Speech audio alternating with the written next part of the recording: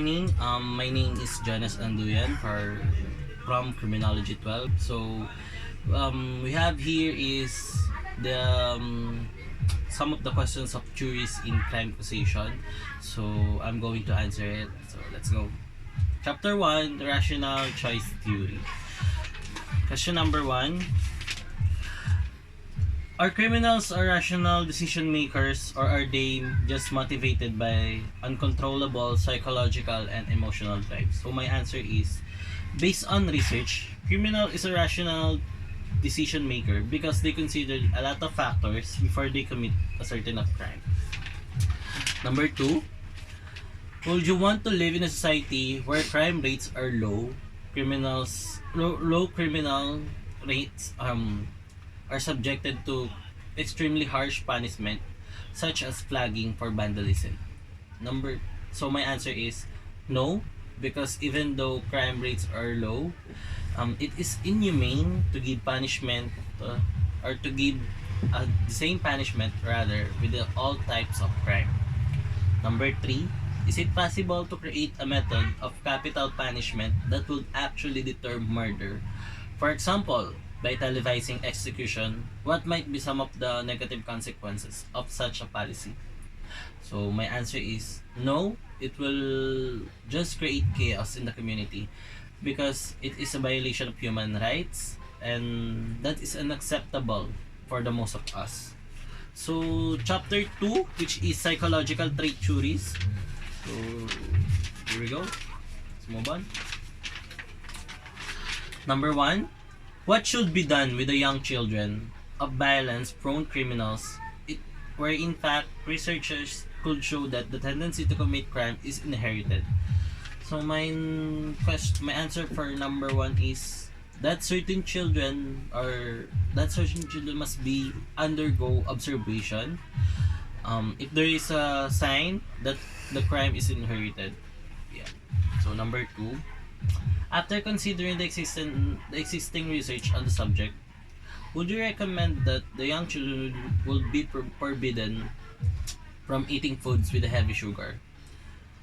So my answer is no, because a lot of factors may be considered, not just by eating food with a heavy sugar content, like for example, environment, family, peers, friends.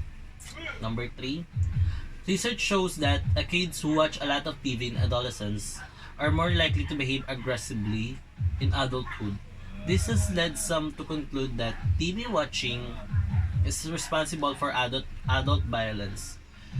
Can this relationship be explained in another way?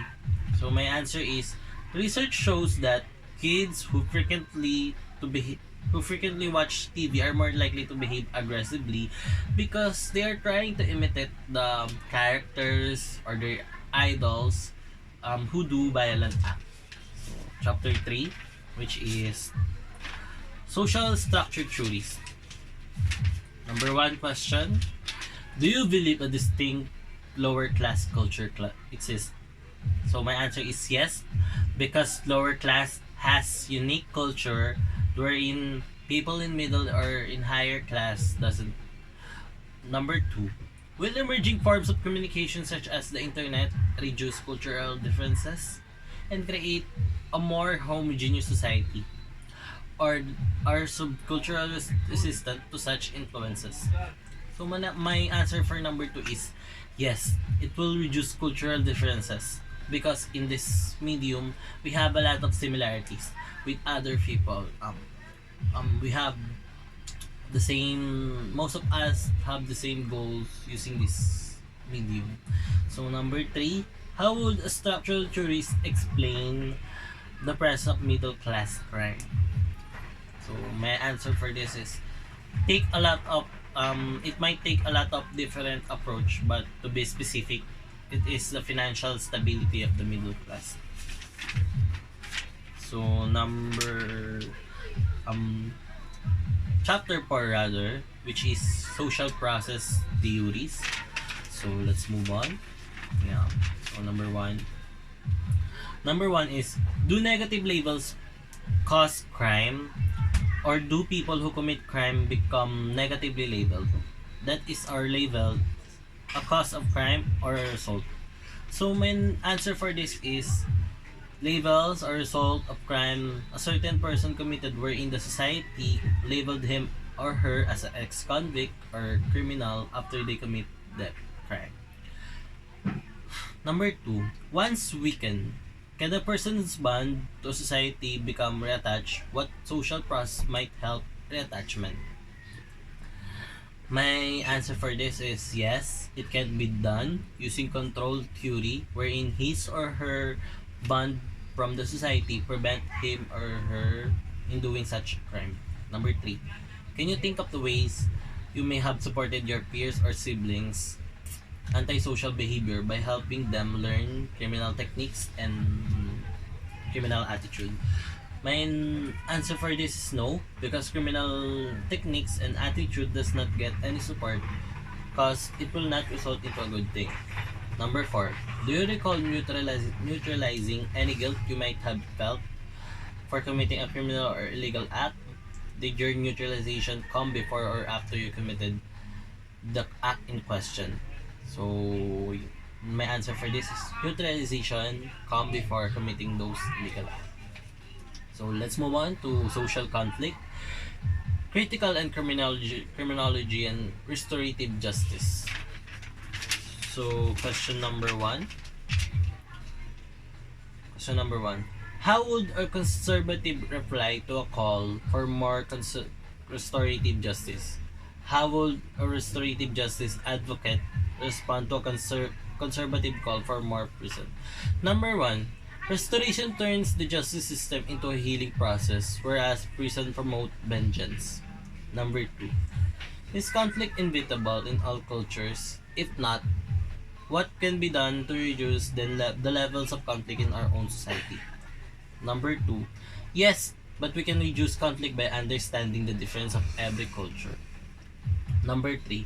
Has religious conflict replace class conflict as the most important issues facing modern society? Can anything be done to heal the feuds between people of the different faiths? So my answer for this is yes, there is anything that can be done through understanding each other and respect the different or the one's faith. Chapter number 6, which is developmental theories, and the chapter. So, do you believe it's a latent trait that makes a person crime prone, or is a crime as a function of environment and socialization? So my answer for this is no, because a lot of factors can be considered where when we talk about the prone of the person to the crime. Number 2, do people really change, or do they stay the same but appear to be different because their life circumstances have changed? So my answer for this is yes, people change because of their life experiences. So that's it. I hope you